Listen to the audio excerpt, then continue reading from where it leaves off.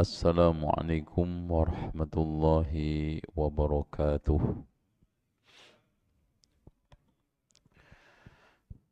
Alhamdulillahilladzi arsala rasulahu bil huda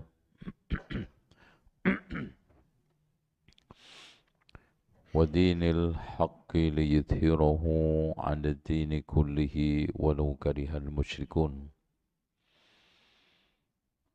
Ashhadu an la ilaha illallah wahdahu la syarika lah wa anna Muhammadan 'abduhu wa rasuluh.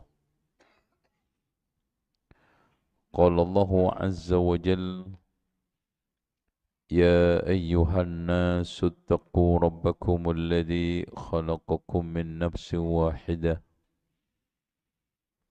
وخلق منها زوجها وبث منهما رجالا كثيرا ونساء واتقوا الله الذي تساءلون به والأرحام إن الله كان عليكم رقيبا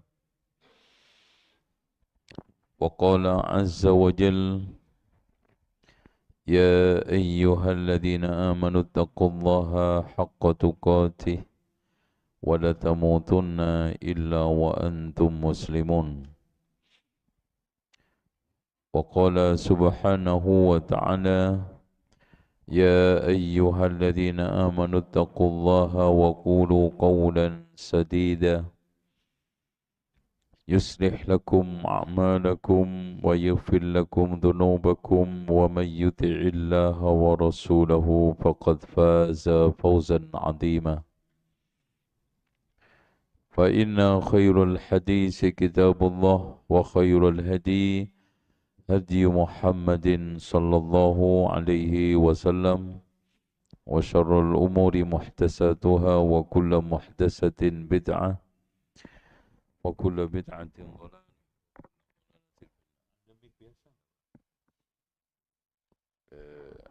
Pakai pegangan itu.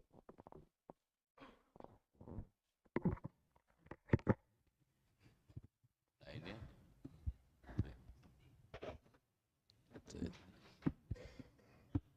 Syukran. Terima kasih, Pak. Ikhwas sekalian, kita kembali lagi menyoal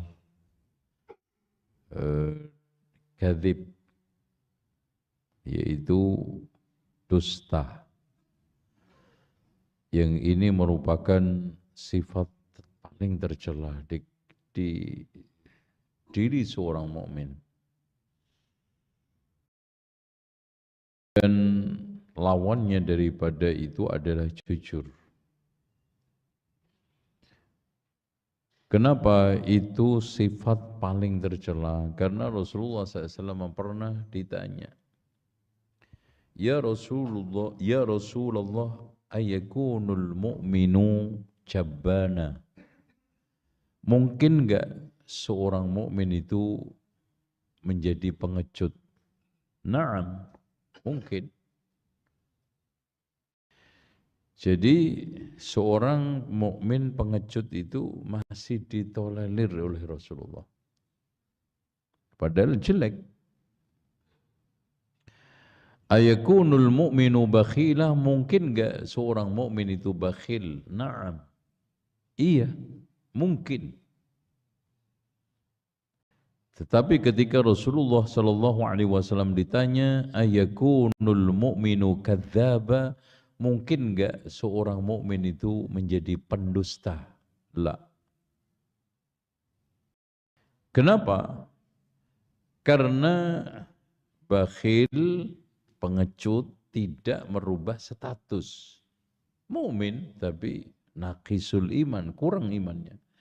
Tapi kalau sudah pendusta, itu bisa berubah menjadi munafik. Makanya Allah berfirman, innal munafikina lakadzibun. Nah, motivasi orang berbuat bohong, berdusta itu banyak. Terutama di kalangan anak-anak. Ya. Di antaranya minha al-khawfu minan naqd, takut dimarahi, takut dikritik, takut dicela, akhirnya bohong. Itu makanya antum menjadi orang tua jangan menjadi penakut buat anak-anak. Jadi kalau antum menjadi orang tua nakut-nakutin anak, antum gak usah repot-repot. Jadi aja Dracula, anak antum pasti takut. Kenapa? Ketika antum kondisikan suasana pendidikan itu ketakutan, maka anak itu akan berubah menjadi pembohong. Karena untuk selamat dari ancaman, selamat dari dampratan, selamat dari marah, maka anak jalan pintas bohong. Kamu belum mandi ya? Udah. Itu padahal belum. Udah. Mana? Itu udah. Belum. Terus terang. Karena dia akan mendapatkan konsekuensi, kalau mandi dia akan mendapatkan pujian. Kalau belum pun tidak akan dimarahi. Begitu juga di antara sekian motivasi anak berbuat bohong, dusta adalah al-khawfu minal iqab, takut kena sanksi. Awas ya, kalau kamu nanti enggak belajar, Abi enggak akan kasih uang jajan. Akhirnya apa? Ketika dia tidak murojaah, dia akan mengklaim, udah murojaah belum asar tadi? Karena bapaknya kerja. Pulang-pulang tanya, gimana? Sudah belum murojaah? Kalau enggak, nanti uang jajannya saya akan kurang. Udah. Padahal belum. Itu. Atau takut al-itab tadi, didamprat. Ya. Kena apa? Kena marah, kena celaan, kena makian orang tua. Atau siapapun, gurunya atau yang lain. Atau wa minha isarul maslahatil ajila. Kadang-kadang anak itu terpaksa berbuat bohong, berdusta, karena ingin mendapatkan sesuatu secara instan. Contoh, tambah uang jajan. Contoh, mendapatkan uang tertentu. Ya, supaya apa? Supaya mendapatkan uang tambahan atau mendapatkan sesuatu dari orang tuanya, bohong, Pak. Di sekolah sekarang ada urunan, Pak, dadakan. Berapa? Ya, kurang lebih 150, Pak. Abi, kan gitu. Orang tuanya tanpa cross check. Dan bahkan main kasih aja sambil ngedumel ngomelin sekolah. Ini sekolah tiap bulan ada aja yang ditarik. Padahal itu dari anaknya sendiri supaya mendapatkan uang tambahan. Caranya apa? Bohong. Nah, pendidikan macam seperti ini nanti sampai gede. Ya, makanya ketika jadi istri untuk dapat tambahan uang belanja, bohong. Sebagai suami kerja di kantor untuk mendapatkan insentif, bohong. Ngarang tugas. Itu berentet. Makanya suasana pembelajaran, sikap-sikap guru terhadap murid itu akan apa? Akan nempel, akan mempengaruhi nanti ketika anak itu dewasa. Makanya hati-hati. Wa minha qillatu muraqabatillahi wal khawf, atau motivasi orang itu berbohong karena tidak ada rasa takut kepada Allah. Kurang muraqabah. Dia tidak merasa diawasi oleh Allah sehingga gampang bohong. Dan perlu diketahui, Pak, kita sedang dalam kondisi di mana zaman itu gampang sekali orang itu berbohong. Bahkan suasana mudah sekali terjadi kebohongan. Makanya Rasulullah sallallahu alaihi wasallam mengatakan, sayati 'alan nasi sanawatun khadda'at, akan datang pada manusia di mana zaman itu dipenuhi orang gampang untuk berbohong. Khadda'at, mengecoh, menipu, memanipulasi dan memberikan satu gambaran-gambaran yang berbeda dengan kenyataan. Sampai pada kondisi yukadzabu fiha shadiq, yang jujur dikatakan pendusta, yang pendusta dikatakan jujur. Kebalik kan?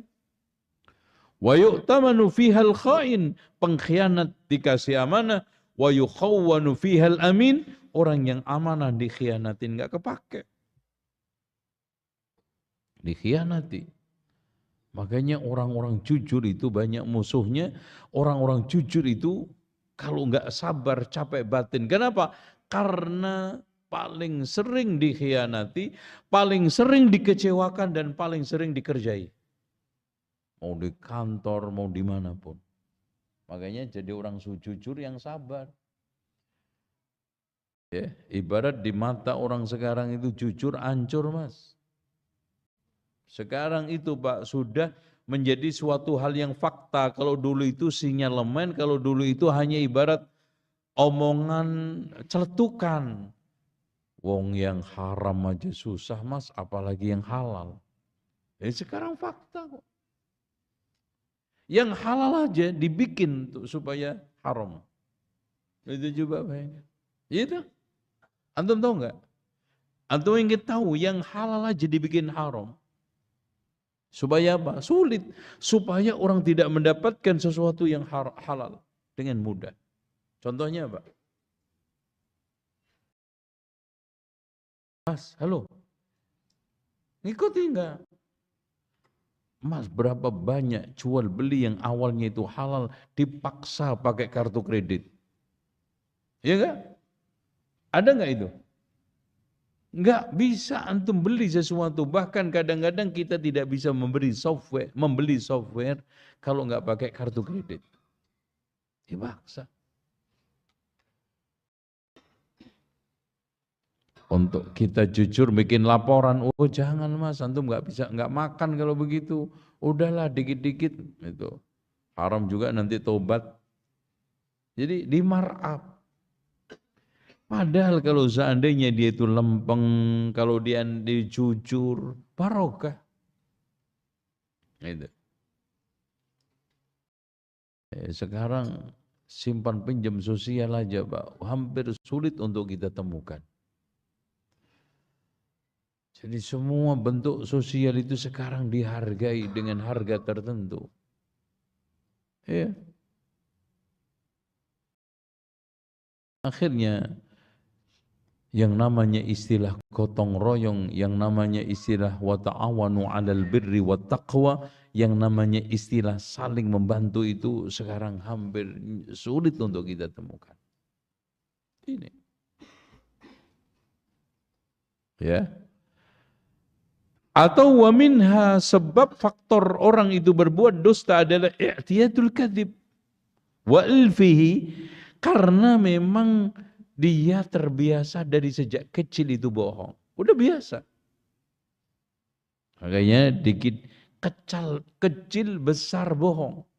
Urusan besar juga bohong. Urusan sepele aja Pak bohong. Contohnya? Oh jangan ijazah lah. Terlalu nukik contohnya itu. Contoh. Ada orang yang datang mau nagih utang kepada anaknya, bilangin, mama nggak ada, ya, udah ya. Namanya anak umur 2 tahun, dipesen itu, ada nggak ibumu? Kata ibu tadi, ada sih, tapi disuruh bilang nggak ada.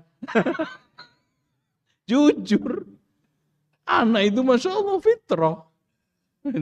Doktrinnya kurang begitu rapi kan gitu. Bohong.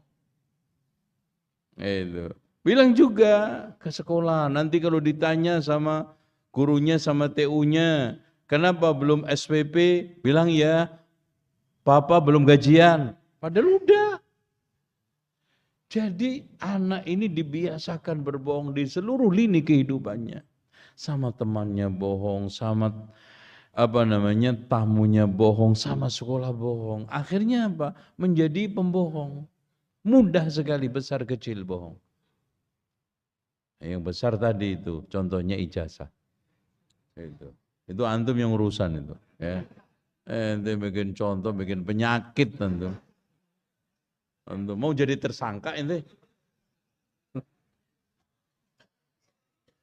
Nah, contoh itu yang enak gitu loh, Pak. Ya. Jadi ada terbiasa. Wa minhal bi'ah wal mujtama'. Di antara sekian faktor yang memicu orang untuk berbuat bohong adalah apa? Lingkungan. Ya kullu mauludin yuladu 'alal fitrah fa abuwahu, lingkungan keluarganya, ayah bundanya setiap hari membiasakan anak untuk berbohong. Lingkungan sekolah begitu juga, teman-temannya gampang berbohong. Lingkungan masyarakat, al-musyama, wa minha su'ut tarbiyah, di antara sekian faktor orang itu berbohong, berdusta. Kenapa? Karena buruknya pendidikan ila ghairi dzalika, ya. Makanya di sini Islam memotivasi kita untuk jujur. Di antaranya firman Allah surat At-Taubah ayat 119. Ya ayyuhalladzina amanu, ya ayyuhalladzina amanu taqullaha wa kunu ma'as shadiqin. Wahai orang-orang yang beriman, bertakwalah kepada Allah dan hiduplah bersama orang-orang yang jujur. Bersama di sini menunjukkan Pak, Masya Allah, kejujuran itu dibentuk oleh lingkungan. Kejujuran itu dikondisikan oleh suasana. Dan kejujuran itu dimotivasi orang lingkungan kanan kirinya. Makanya kalau antum sekarang bersahabat dengan orang-orang jujur, ya ikut jujur. Lingkungan yang antum tinggal jujur, ikut jujur. Makanya almar'u ala dini khalilihi, kata Rasulullah, orang itu tergantung agama. Berarti tergantung kejujuran temannya, kebohongan temannya. Teman bohong, dia ikut bohong, jujur ikut jujur. Bahkan ada suatu asar, almar'u ala dini zawjatihi, seorang itu tergantung agama istrinya. Itu istri solihah membentuk suami yang soleh, istri jujur membentuk suami yang jujur, istri sabar membentuk suami yang sabar, istri sederhana membentuk suami sederhana. Itu antum cek aja Pak, koruptor itu belakangnya pasti istrinya itu rata-rata nggak beres, metrek, flashing, pamer, dan apa lagi? Apa lagi? Kok nggak jawab antum? Hah? Shopping, materialistis, ya, udah itu. Sekarang subhanallah Pak, antum lihat aja orang-orang yang istrinya itu sederhana, rata-rata tampil itu anggun, tampil itu serius, tampil juga sederhana. Gitu. Jadi kasihan, makanya ketika antum mencanangkan rumah tangga, itu nomor satu patokannya apa? Akhlak agama. Bukan cantik atau tidak cantik. Makanya ad-dunya mata'un, dunia itu apalah? Apa? Kenikmatan. Wa khairu mata'iha, sebaik-baik kenikmatan al-mar'atu salihah. Kenapa? Karena itu menentukan kenikmatan yang ada semuanya. Kalau istrinya solihah, nikmat itu akan bernilai, nikmat itu akan berasa. Kalau tidak, semuanya jadi hambar. Tuh percaya?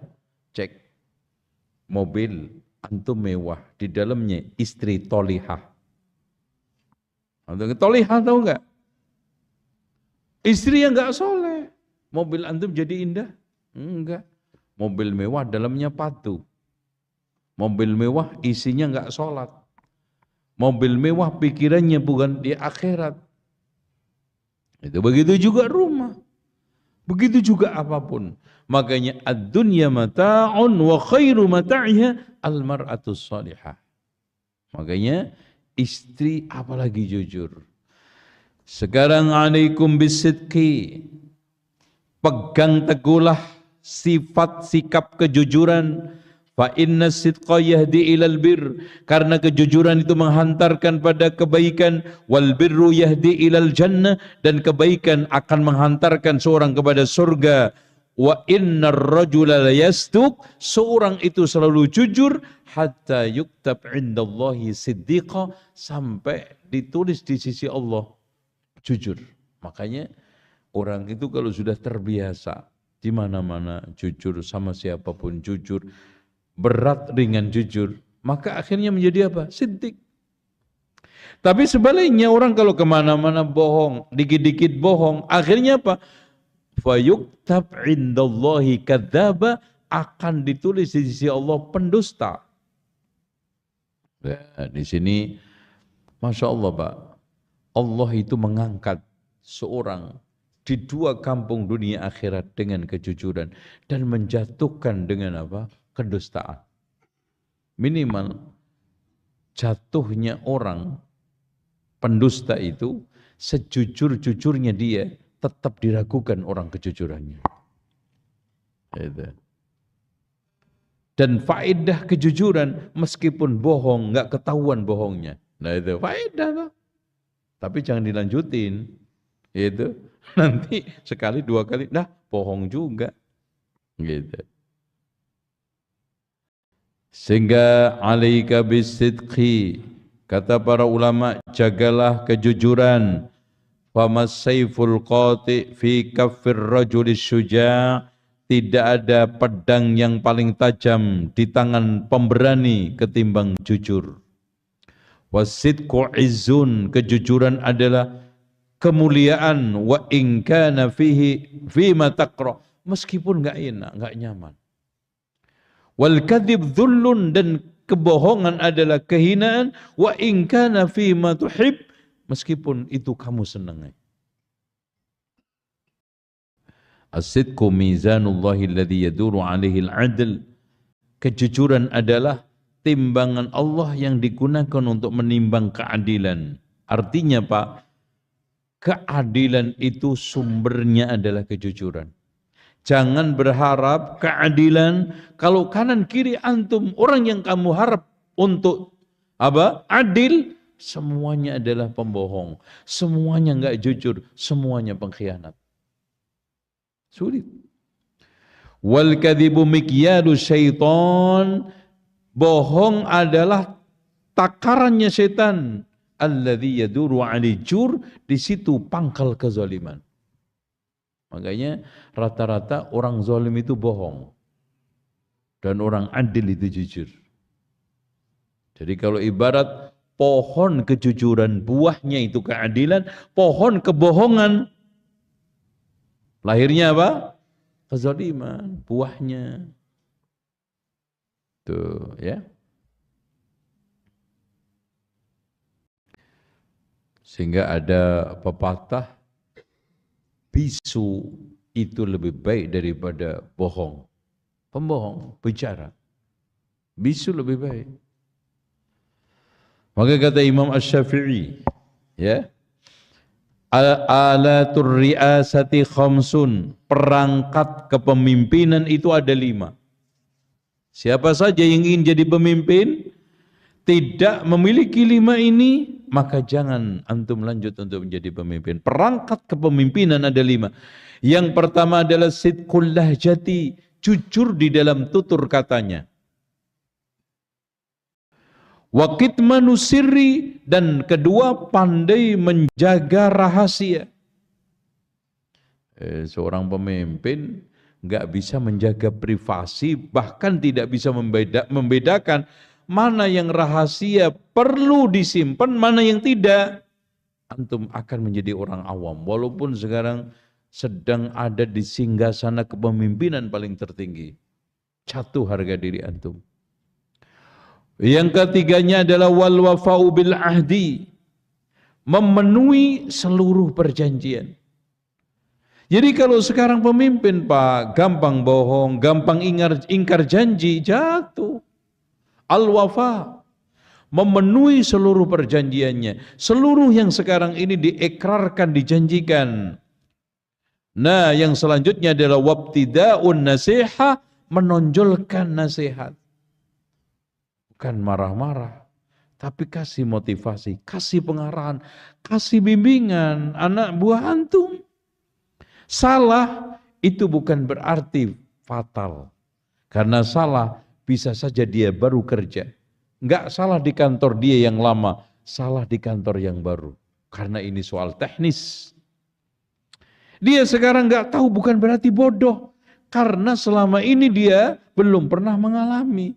Maka seorang pemimpin ciri khasnya adalah membimbing, mengarahkan, yaitu ibtida'un nasihah. Nah, yang terakhir perangkat kepemimpinan yang kelima adalah wa'da'ul amanah, menunaikan amanah.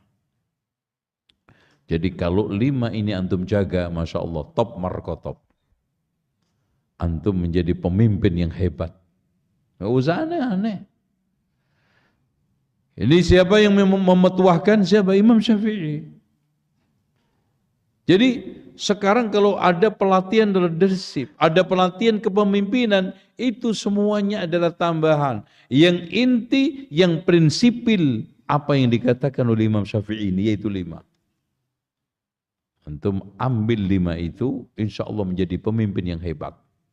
Nah, sekarang terakhir, apa saja yang bisa membantu kita untuk bersifat jujur?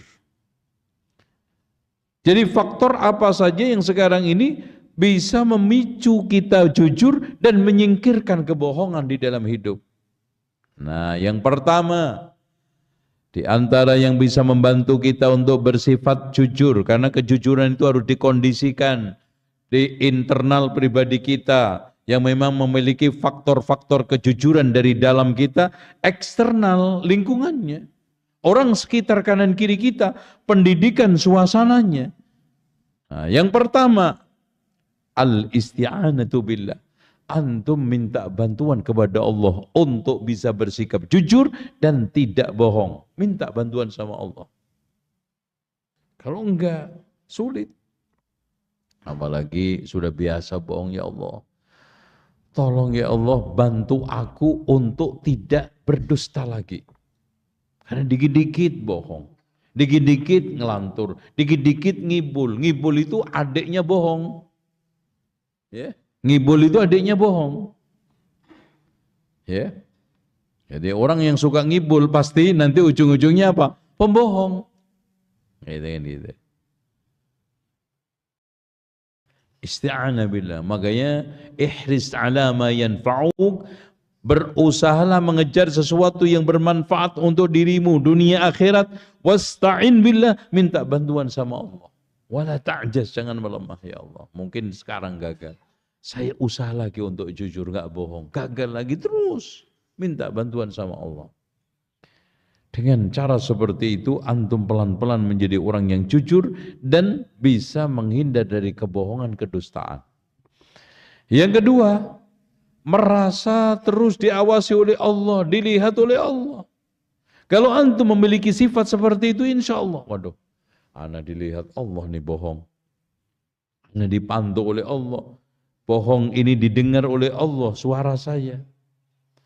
Ya, sekarang saya sedang berbohong di tempat ini dilihat oleh Allah.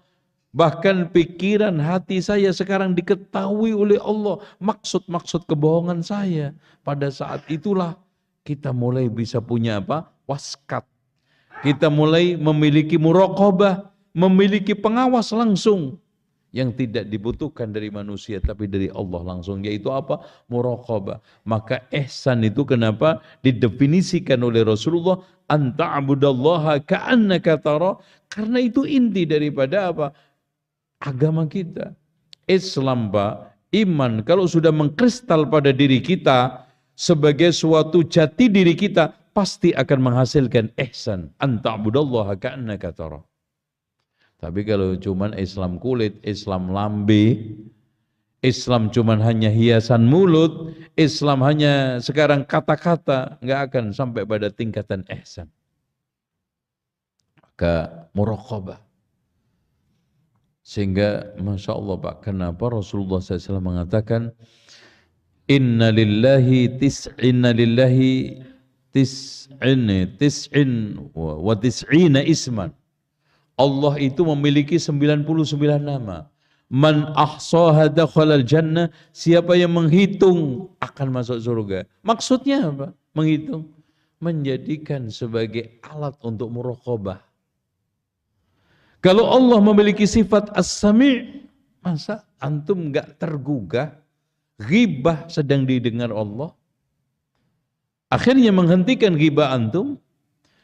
Kalau antum paham al-basir, dilihat Allah, al-alim, diketahui Allah, apalagi 99 nama. Antum enggak takut nanti disiksa oleh Allah? Ketika antum sekarang membaca syadidul iqab, apakah antum sekarang ini enggak sadar rezeki yang antum makan itu dari Allah? Ketika membaca innallaha war-razzaqu dzul quwwatil matin, kemudian setelah kuat sehat dengan rezeki itu antum maksiat kepada Allah, Masya Allah Pak. Kalau antum cara seperti ini memahami Asmaul Husna, enggak mungkin enggak masuk surga. Makanya betul kata Rasulullah, inna lillahi tis'atan wa tis'ina isman man ahsaha dakhalal jannah. Cuman permasalahannya sekarang orang memahami al-asma'ul husna itu enggak ada, cuman dirapal, dinyanyikan, dilakukan. Nah, itu kan. Bahkan di antara mereka hafal ketika apa? Dilantunkan lagu tentang asma'ul husna. Tapi kristalisasi, aktualisasi di dalam pribadi dia, kehidupan dia lemah. Coba dulu ada acara orang diajak nangis-nangis ya, dibacakan Asmaul Husna, Ar-Rahman, habis keluar maksiat lagi. Kenapa? Karena hanya sekedar di tempat itu saja dihayati Al-Asmaul Husna. Diberikan makna Asmaul Husna bukan di luar masjid, bukan di luar area di mana kegiatan itu terjadi. Muraqabah. Yang ketiga, ta'widun nafsi 'ala sidqi. Membiasakan diri untuk jujur.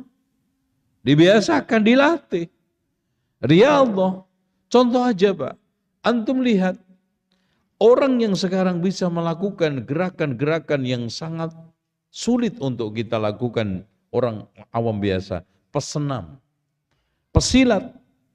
Emang langsung dia lahir seperti itu? Enggak. Pelatihan. Begitu juga masalah-masalah kaitannya dengan akhlak. Orang dermawan butuh pelatihan. Butuh latihan, pembiasaan. Orang jujur butuh pembiasaan. Orang sampai sekarang maaf Pak, orang kalau sekarang ingin baik, seluruh lini kebaikan itu butuh pelatihan. Butuh kebiasaan, pembiasaan. Begitu juga jujur. Kemudian yang keempat, an-nadhar fil awaqib. Di antara cara, sekian cara yang bisa membantu kita adalah jujur, merenungkan akibat dan dampak kebohongan. Ya Allah, kalau bohong sampai ketahuan begini, itu antum gambarkan terus di dalam benak antum. Dan juga renungkan dampak positifnya orang itu kalau jujur. Kalau jujur seperti ini, seperti ini. Kemudian yang kelima, tansyiatus sighar 'ala sidqi. Kita didik, kita tumbuh kembangkan anak kita di atas kejujuran sejak kecil. Jadi jangan sampai ada tindakan sekecil apapun bohong di depan anak. Melatih dan membiasakan kebohongan. Ya, bohong di depan anak kita jangan sekali-kali. Ya. Apalagi nyata-nyata antum di depan dia berbohong. Yang seperti tadi itu. Makanya Rasulullah Shallallahu Alaihi Wasallam ketika datang ke rumah seorang perempuan, kemudian anaknya mungkin takut mengganggu Rasulullah, dipanggil, wahai anakku ke sini, kamu akan aku berikan sesuatu. Rasulullah tegur, kamu akan berikan apa? Kalau kamu tidak berikan sesuatu, maka akan ditulis untukmu satu kedustaan. Padahal biasa kan, kadang-kadang ibu-ibu, ini sini. Nanti saya kasih sesuatu. Sini. Nanti. Ini ada sesuatu ini untuk kamu. Sini. Padahal nggak ada apa-apa. Itu. Ya, kucing aja Pak, dibohongi aja itu mangkel kok, kucing itu. Apalagi anak antum. Dipanggil, ini meong khusus, nggak dikasih. Apalagi anak antum. Masa anak antum samakan seperti kucing? Nanti dipanggil dengan panggilan manis, ternyata nggak dikasih apa-apa. Kadang masih mending kucing, dikasih tulang, dikasih kepala ikan asin. Ini anak supaya mandi dibohongi, supaya mau makan dibohongi, supaya mau sekolah dibohongi. Auzubillah. Tumbuh besar di atas kebiasaan bohong, dan ini bahaya. Nomor 6, al-hirsu ala adai shalah wa takmiliha. Kita usahakan diri kita, anak kita untuk membiasakan disiplin di dalam menunaikan sholat. Kenapa Pak? Karena ternyata sholat ini bisa mencegah orang itu bohong. Makanya Allah berfirman, inna sholata tanha anil fakhsya'i wal munkar. Sholat itu bisa mencegah kita dari perbuatan keji mungkar.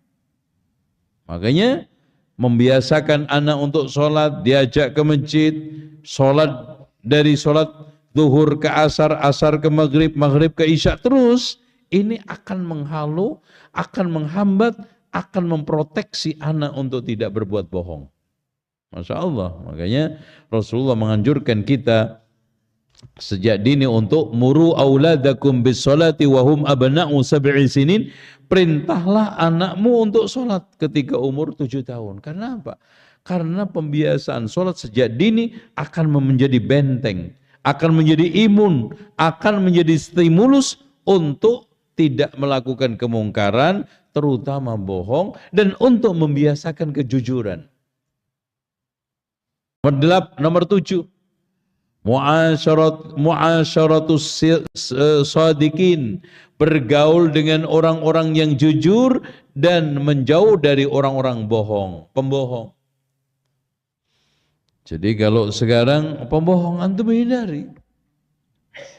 Fa'arid 'anil jahilin, berpalinglah dari orang-orang yang sekarang ini mengajak antum untuk menjadi orang jahiliyah, jahil, dan tindakan-tindakan juga jahil. Dia melakukan tindakan jahil, nanti antum bermuamalah, berinteraksi, membalas lagi dengan tindakan yang jahil. Biasanya begitu.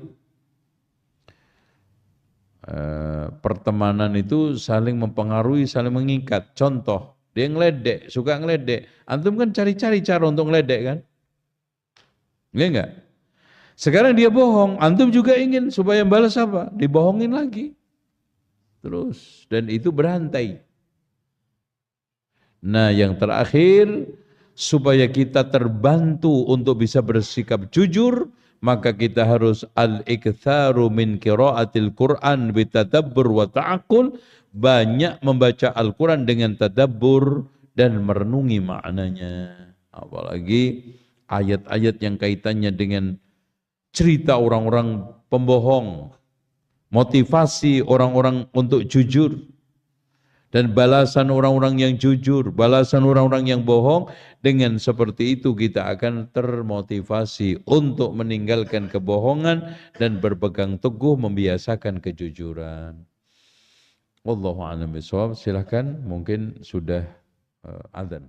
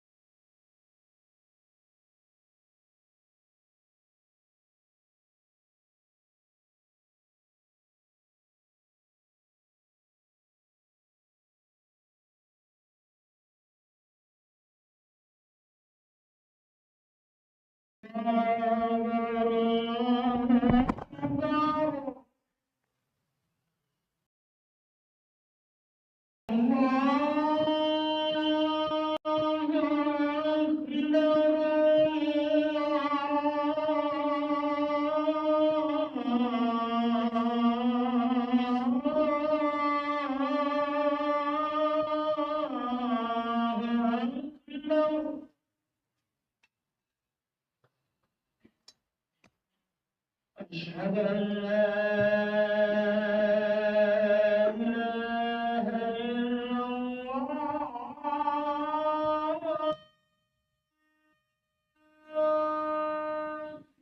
إلا الله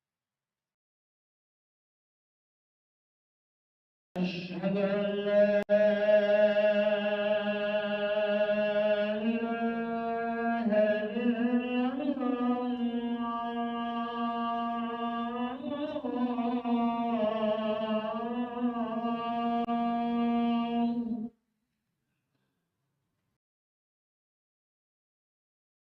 أشهد أن محمدا رسول الله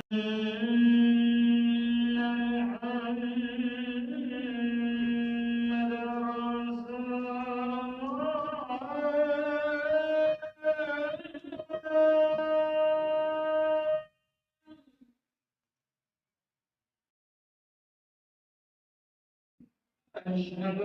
محمدا رسول الله حي على الصلاة حي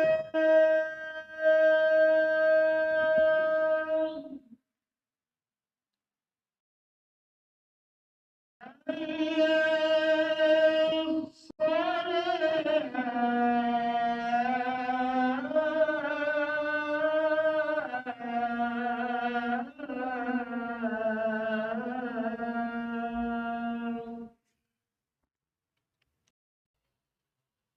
حي على الفلاح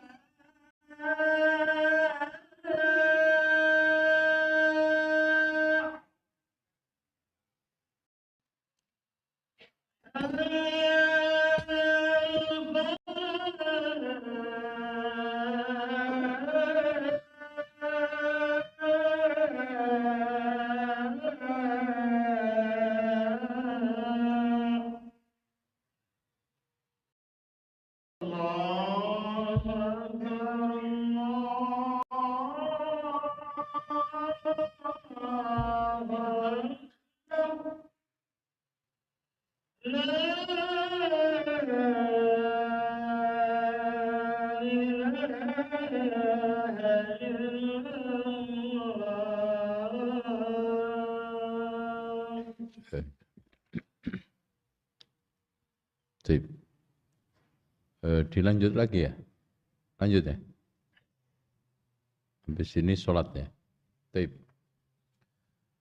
Bismillah. Wassalatu wassalamu ala rasulillah wa ba'd.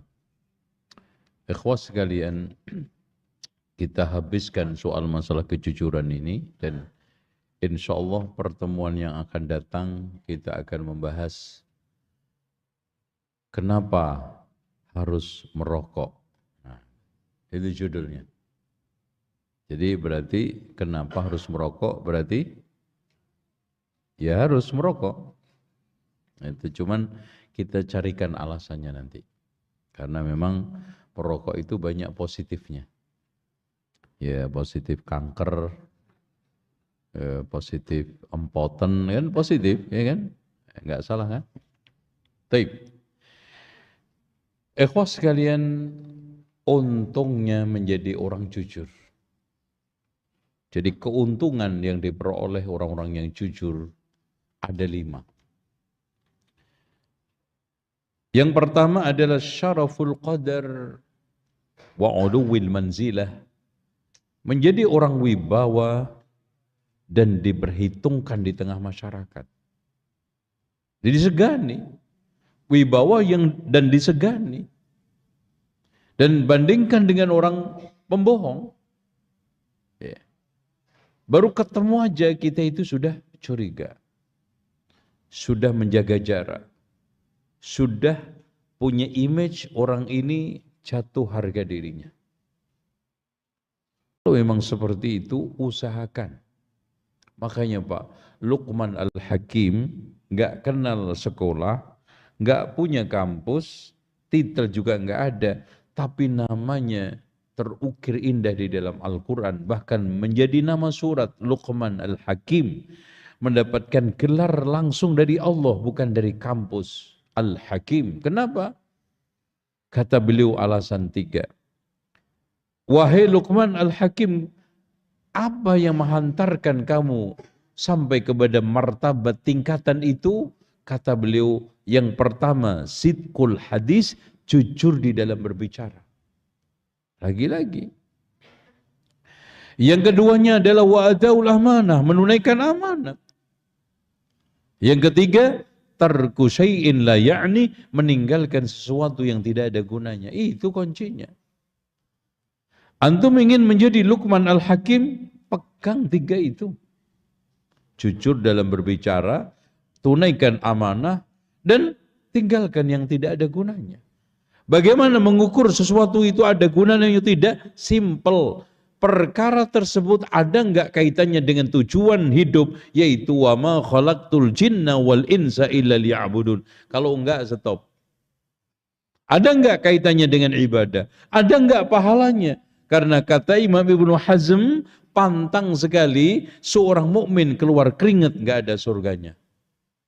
Sehingga kata beliau, la yara al-mu'min samanan illa al-jannah, tidaklah seorang mukmin memandang sesuatu yang berharga selain surga, enggak ada. Kemudian yang kedua, untungnya menjadi orang jujur adalah tibul aish, tenang hidupnya. Enggak kepikiran dengan kebohongan dan efeknya, dampaknya. Wah, jangan-jangan ketahuan. Kepikiran nanti jadi. Tapi kalau orang itu jujur, tenang hidupnya. Enggak ada sesuatu yang dikhawatirkan. Enggak ada sesuatu yang sekarang ini mengancam. Sehingga dia lebih bahagia, lebih tenang, lebih nyaman hidupnya. Yang ketiga, untungnya menjadi orang-orang yang jujur adalah tenang batin, bukan hanya tenang hidupnya, tenang batin dan pikiran. Jadi pikirannya juga tidak galau, tidak serba was-was, takut nanti kebohongannya terbongkar. Contoh aja Pak, contoh. Seorang suami yang selingkuh, itu bohong nggak? Kok nggak ada yang jawab? Gimana? Orang yang selingkuh itu otomatis berkhianat dan berbohong. Otomatis.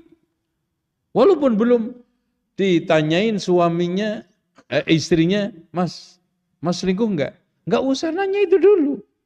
Ditanya enggak ditanya, seorang yang sedang selingkuh itu melakukan 2 kejahatan, yaitu pengkhianatan dan kebohongan. Tenang enggak coba tanya? Pikirannya tenang enggak? Enggak. Ya.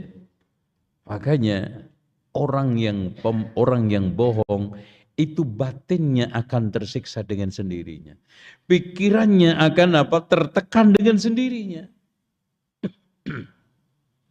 Sama juga istri yang selingkuh. Itu.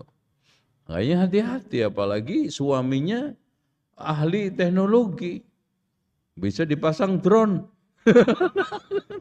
Masya Allah. Atau kasih GPS. Ketahuan. Sekarang teknologi itu canggih, mengikuti kecanggihan itu juga berbagai macam kejahatan juga canggih sekarang. Itu. Nah, yang keempat, izzun nafsi. Untungnya orang yang jujur adalah dia memiliki kepribadian yang kuat dan tangguh. Itu. Kepribadiannya apa? Punya izzah, punya wibawa, punya harga diri, gitu loh. Itu untungnya orang jujur, punya harga diri. Karena kadang-kadang orang itu, Pak, harga diri itu setelah apa? Kadang-kadang orang banyak nuntut harga diri tapi nggak punya jati diri. Nah, itu mulai ego di situ. Nah, jati diri itu ditentukan apa? Diri ideal. Makanya orang yang pengen punya harga diri harus melakukan langkah pertama, punya diri ideal. Baru setelah itu punya jati diri. Nah, baru menanyakan harga diri. Ada kadang orang-orang mengatakan, anak merasa tersinggung ya mas, harga diri saya diinjak-injak. Lah harga diri antum patut kok diinjak-injak. Coba, pembohong di mana harga dirinya? Pengkhianat di mana harga dirinya? Nuntut harga dirinya merasa dilecehkan. Ya lucu aja. Orang ngutang suka nggak balik, punya harga diri dia. Wah, saya nggak terima terus terang. Ya memang saya punya utang mas, tapi jangan caranya seperti itu dong. Saya dipermalukan di mana-mana. Loh, Rasulullah kan bilang orang-orang yang menunda-nunda utang sementara dia itu mampu bayar, halal untuk digibah. Itu. Mana Rasulullah SAW mengatakan matlul ghaniyyi dzulmun. Menunda-nunda utang bayar bisa adalah kezaliman. Dan harga dirinya bisa dicemarkan. Yuhillu irdahu, kata Rasulullah, menghalalkan harga dirinya untuk dicemarkan. Makanya kalau punya utang, balikin. Caranya, balikin supaya punya jati diri. Apa? Antum kalau punya utang, bayar. Itu jadi diri antum. Nah, baru punya harga diri. Paham? Nah, yang kelima, orang yang untungnya orang-orang jujur adalah di dalam hidupnya penuh dengan percaya diri. Ya, punya keberanian. Keberanian untuk bicara, keberanian untuk menegaskan, menegur orang yang tidak jujur, punya keberanian. Kenapa? Saya jujur kok. Tapi kalau pembohong, nanti jangan-jangan gue dibalik. Itu. Lu juga bohong sama, cuman nggak ketahuan aja kan gitu. Repot dibalikin orang kayak gitu, Pak. Oke, jadi apalagi sekarang ini faedah secara pribadi dan faedah secara masyarakat. Masya Allah Pak, kalau kita itu tinggal di lingkungan orang-orang jujur, subhanallah nyaman. Punya teman-teman yang jujur juga enak, tenang. Tapi kalau sekarang teman kita itu pembohong, aduh. Jadi jangan-jangan kepikiran terus Pak. Jadi kalau kita ini dikelilingin oleh orang-orang dekat yang pembohong, pendusta, nggak tenang, kepikiran, selalu ada pengkhianatan di belakang kita. Makanya lebih parah, lebih bahaya mana kita dikhianati dengan diremehkan orang. Lebih parah mana Mas? Lebih bahaya mana? Diremehkan orang atau dikhianati orang? Dikhianati. Karena dikhianati itu plus juga diremehkan. Tapi yang orang meremehkan antum belum tentu mengkhianati antum. Makanya bahaya. Wallahu a'lam bishawab. Oke. Jadi ana minta nanti antum pertemuan yang akan datang semua, dan teman-temannya yang perokok datang, jangan giliran bahas rokok absen antum. Awas ya.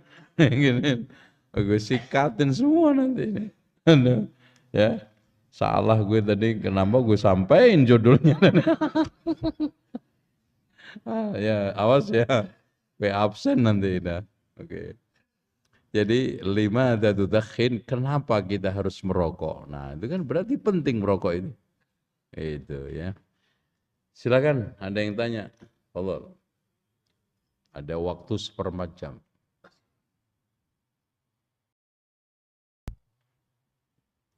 Masya Allah, tenang. Ya. Mana? Oh ini. Bismillah.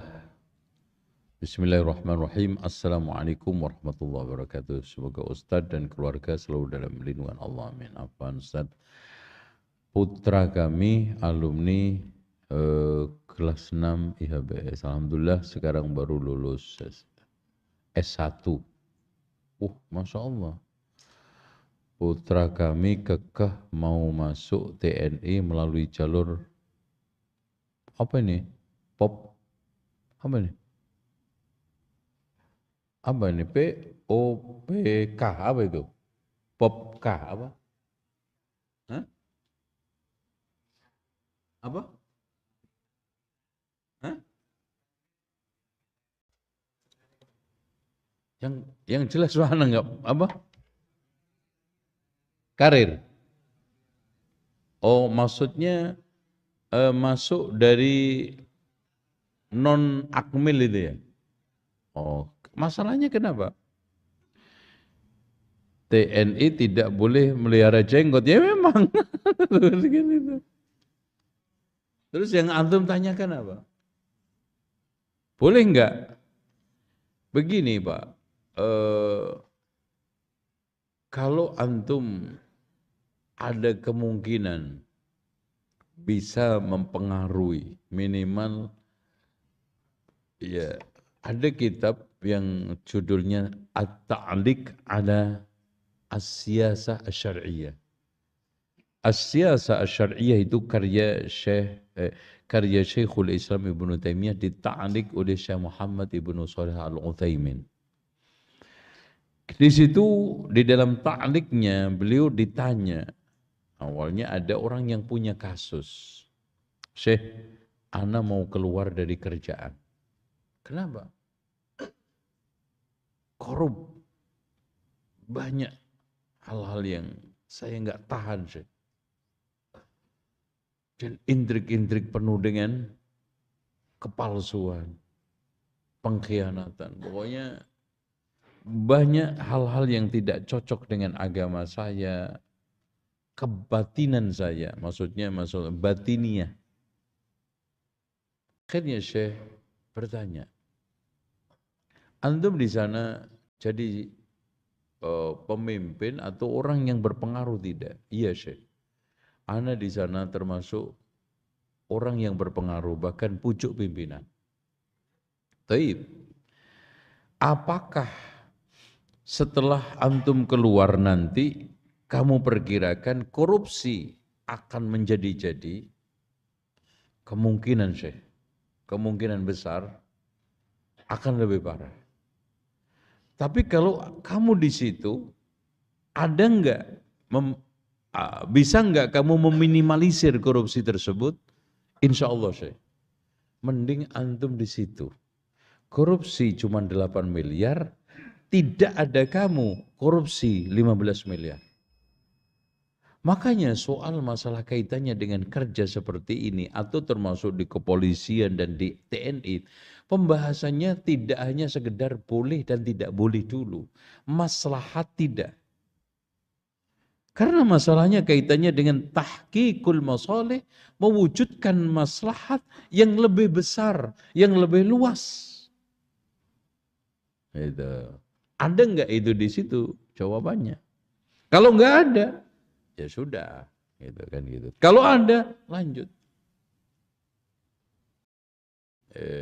Dan bukan putra antum aja, banyak yang masuk, ada TNI, ada yang masuk, bahkan ada yang diterima di Akpol, mungkin sebentar lagi lulus dan selalu mendapatkan ranking dan bagus karirnya. Dia awalnya motivasinya di dekat kampungnya ada pembunuhan. Itu kan gitu. Sementara orang yang dibunuh itu jelas-jelas dizolimi. Pembunuh itu penjahat, tapi bebas. Ya, bebas, nggak dihukum. Dari situ dia motivasi ingin jadi polisi bagus. Mudah-mudahan dengan 1, 2, 3 dan seterusnya. Ya, apalagi ujung-ujungnya juga kita di situ nggak di situ. Kita terpengaruh dengan kebijakan yang ada di kepolisian. Mendingan ada orang yang soleh di situ, orang baik di situ sehingga memberikan pengaruh. Buktinya sekarang juga ada percepatan reformasi kepolisian. Maknanya apa? Kepolisian ini butuh orang-orang soleh, butuh orang-orang jujur, butuh orang-orang baik. Termasuk juga TNI. Gitu Pak. Ya, paham?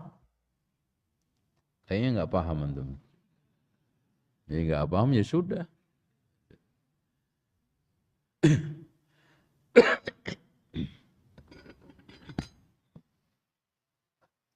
Tapi kalau sekarang antum timbang bersama-sama dengan istri antum, anak antum, maslahatnya kurang. Antum duduk berkali-kali, bermajelis-majelis, jangan cuma sekali 2 kali untuk sharing session.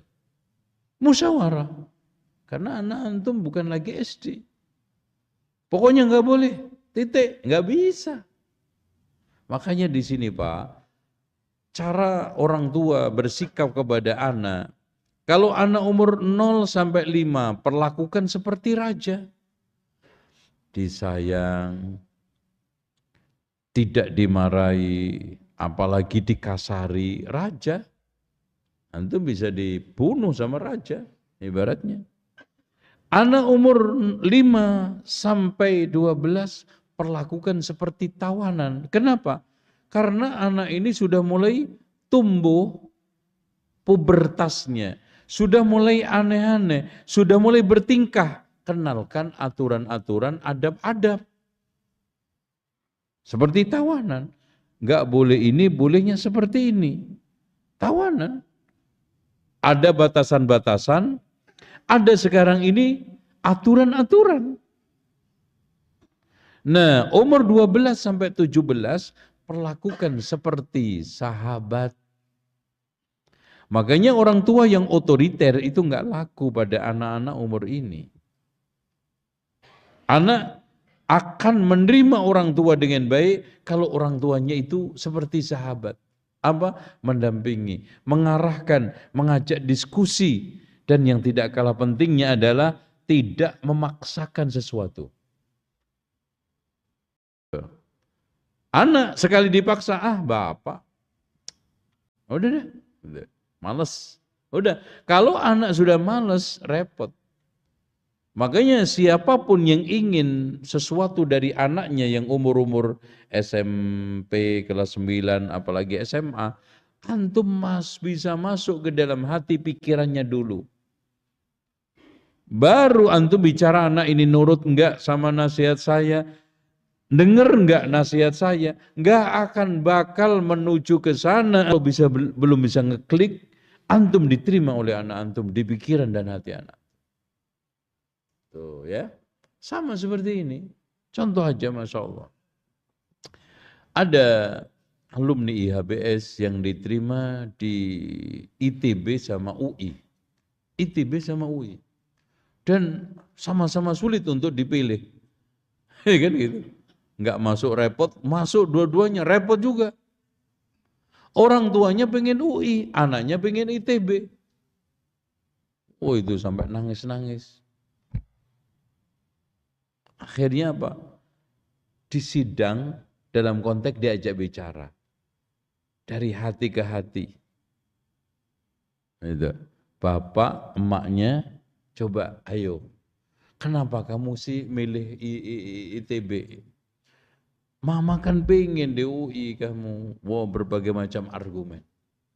Sambil nangis, ibunya nangis. Bapaknya juga rada tidak terima. Akhirnya Masya Allah. Disinilah pentingnya ketuaan hati, ketukan perasaan, nasihat, masukan. Alhamdulillah, setiap anak yang mau keluar, kita selalu karantina seminggu untuk kita kasih pembekalan. Seminggu dengan berbagai macam materi, termasuk saya memberikan materi, jangan biarkan air mata ibumu berlinang. Masya Allah, dia melihat ibunya menangis, ingat materi tersebut. Ya mah kata Ustadz, saya nggak boleh membuat ibu menangis. Maka saya ikut Umi aja. Masya Allah. Akhirnya masuk UI. Seperti itu diajak ngobrol, sharing session, diajak untuk tukar pikiran.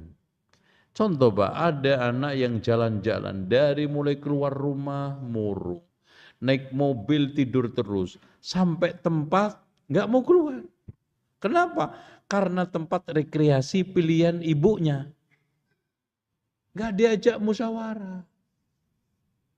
Apalagi ini anak SMP, SMA. Itu bagus di sini aja. Iya bagus untuk umiknya, celpi di sana. Ini kan itu kata orang Sunda, celpi. Ini itu. Tapi anak kan sekarang nggak butuh itu mungkin. Makanya diajak bicara nih kita nanti kalau liburan panjang kita mau jalan-jalan. Ayo, menurut kamu kemana enaknya? Ajak ngobrol supaya berfaedah. Seperti itu ya. Wallahu a'lam bishawab.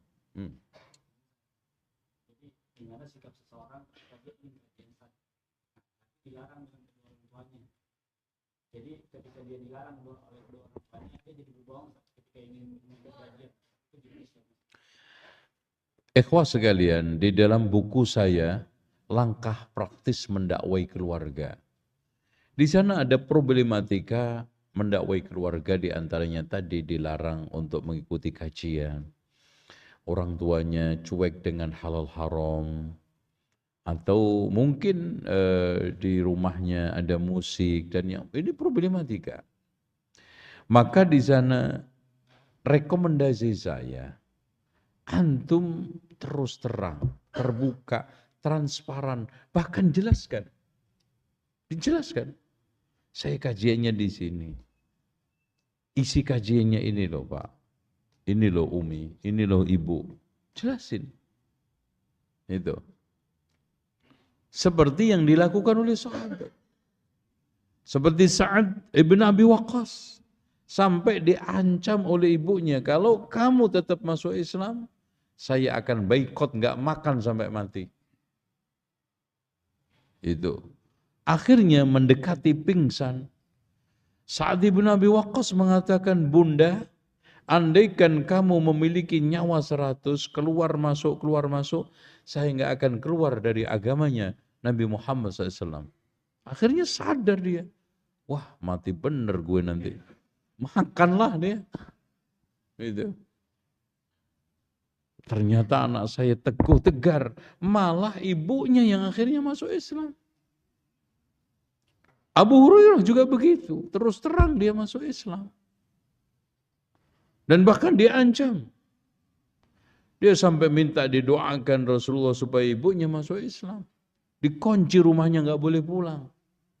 Akhirnya pulang mengendap-endap, pintunya terbuka sedikit, suara gemercik air orang mandi. Ternyata ibunya mandi untuk masuk Islam. Allah akan bantu dengan kejujuran kita, apalagi untuk kebaikan, untuk agama Allah, untuk ibadah kepada Allah, untuk mewujudkan tauhid kepada Allah. Enggak mungkin enggak ditolong. Allah berjanji, in tansurullaha yansurkum. Tapi kalau antum sekarang belum apa-apa udah bohong, belum apa-apa udah enggak jujur, enggak ditolong oleh Allah. Seperti itu. Ya. Yaitu dimanapun kejadian, ya, kondisi ya. Antum terus terang. Kemudian yang kedua, antum harus bersikap lembut, lemah lembut, kasih sayang, berakhlak. Jangan ada anarkis. Jangan ada perlawanan, jangan ada kasar di dalam tingkah laku, apalagi kata-kata. Dan yang tidak kalah pentingnya, doakan seperti Abu Hurairah mendoakan ibunya dan mintakan kepada orang-orang soleh untuk mendoakan agar orang tuanya bisa sadar. Itu ya. Ini kondisi ya. Hal-hal yang seperti itu pasti ada. Saya aja juga sama. Tapi kan kita terus melakukan berbagai macam cara-cara yang persuasif. Kita terus istiqomah di dalam mendakwahkan sunnah, Allah cairkan, Allah bukakan. Gitu. Jadi in tansurullaha yansurkum ihfadillaha yahfaduk. Dan bersama berjalannya waktu, orang tua juga nanti akhirnya capek sendiri. Ya tunggu aja capeknya dia. Itu maksudnya capek negor terus, capek marahi terus. Karena antum tetap istiqomah untuk ngaji, istiqomah untuk dakwah, tapi juga enggak membalas dengan anarkis. Akhlak kita tunjukkan dengan akhlak yang mulia, udah insyaallah. Demikian subhanakallahumma wa bihamdika asyhadu an la ilaha illa anta astaghfiruka wa atubu ilaik wa sallallahu ala Muhammadin wa ala ali Muhammad walhamdulillahi rabbil alamin. Wassalamualaikum warahmatullahi wabarakatuh.